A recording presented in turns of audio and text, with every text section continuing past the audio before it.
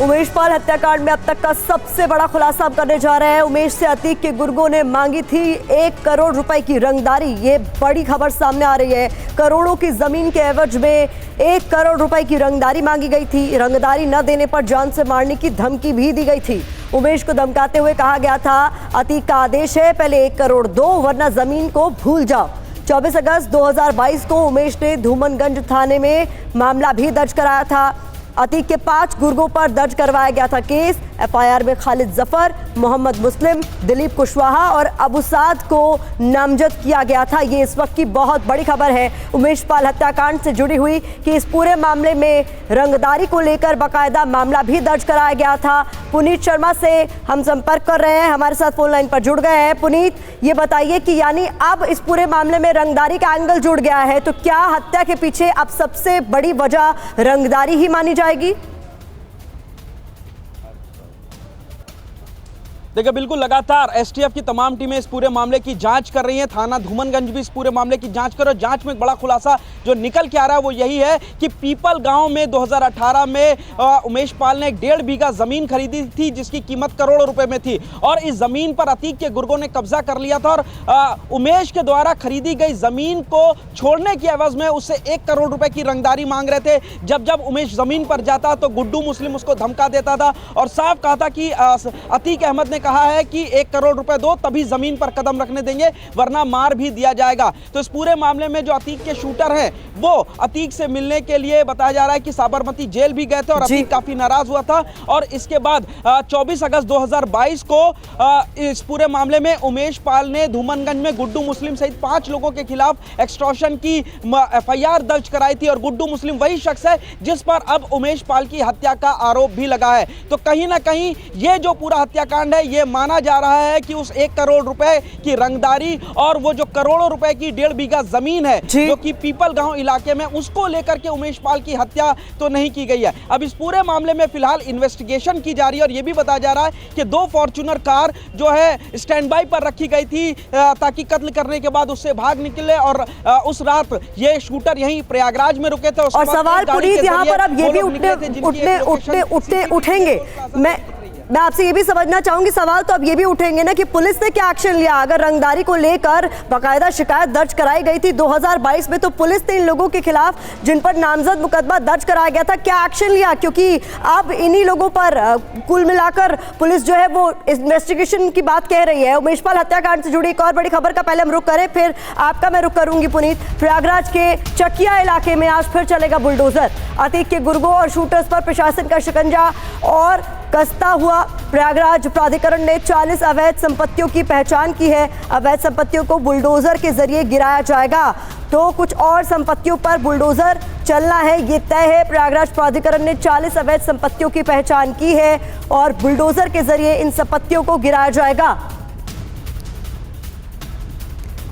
तो अब आपको बता देते हैं किस तरीके से ये बुलडोजर की कार्रवाई हर दिन आगे बढ़ रही है। पहले दिन किस तरीके से खालिद जफर के घर पर बुलडोजर की कार्रवाई की गई थी। देखिए जफर अहमद का घर पहले दिन किस तरीके से, और दूसरे दिन भी यहाँ पर कार्रवाई देखी गई थी। पूरी तरीके से इस घर को जमींदोज कर दिया गया था। मुस्कुद्दीन के घर पर किस तरीके से तीसरे दिन बुलडोजर की कार्रवाई की गई और चौथे दिन सवाल बरकरार है कि आज किसके घर पर चलेगा बुलडोजर, क्योंकि 40 ऐसी संपत्तियां बताई जा रही हैं जिसको चिन्हित कर लिया गया है, जो कि अवैध तरीके से बनाई गई हैं, जिनके नक्शे में कुछ न कुछ प्रॉब्लम बताई जा रही है, जिसको लेकर अब कोई बड़ा एक्शन लिया जा सकता है। पुनीत, सवाल 2 है मेरे। एक तो ये कि जब इस मामले को लेकर, रंगदारी वाले मामले को लेकर एफआईआर दर्ज की गई थी तो पुलिस ने इस पूरे मामले पर क्या कार्रवाई की, और दूसरा सवाल मेरा बुलडोजर की कार्रवाई को लेकर अब किस पर एक्शन, अगला नंबर किसका?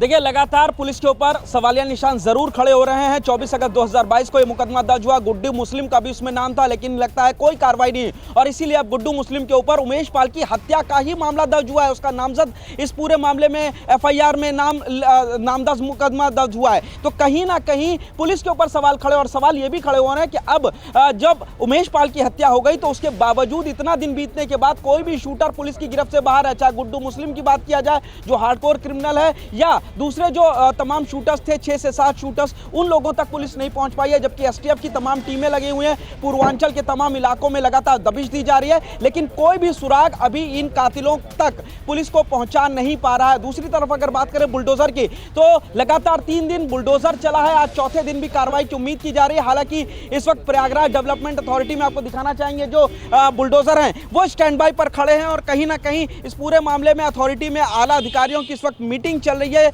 और 40 से ज्यादा जो जुड़े हुए लोग हैं अतीक अहमद से, जिनके तमाम जो प्रॉपर्टी के इन्वेस्टिगेशन प्राधिकरण ने किया, अब उनके ऊपर बुलडोजर चलाया जाएगा और उम्मीद की जा रही है कि आज भी चकिया इलाके में बुलडोजर चला जा सकता है, जो अतीक के बेहद करीबी है। प्रतिमा, बहुत शुक्रिया पुनीत, आप लगातार नजर बनाए रखें, आगे भी अपडेट्स के लिए आपका हम रुख करते रहेंगे। इस बीच आपको बता दें कि बुलडोजर वाले एक्शन पर राजनीति भी जमकर हो रही है। जहां सरकार इसे अपराध के खिलाफ जीरो टॉलरेंस बता रही है, वहीं विपक्ष सरकार की मंशा पर सवाल उठा रहा है।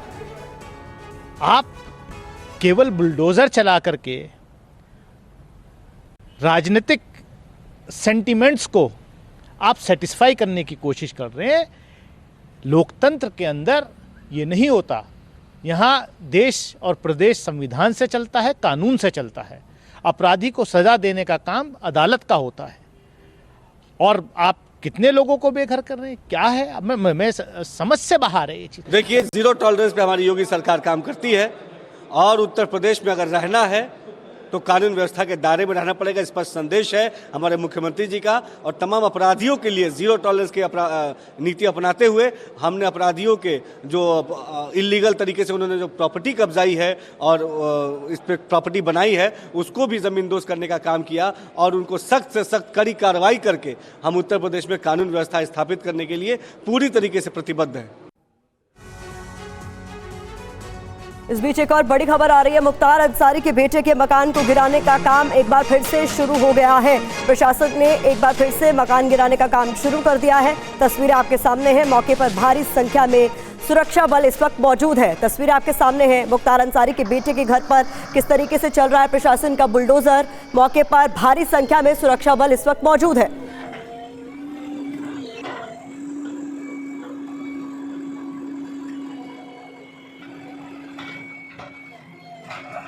तो ये 2 तस्वीरें आप देख रहे हैं किस तरीके से बेटों के घर पर चल रहा है मुख्तार अंसारी के बुलडोजर।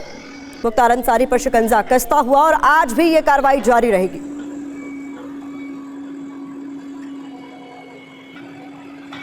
यूपी के मऊ में किस तरीके से बुलडोजर एक्शन चल रहा है, ये तस्वीरों साफ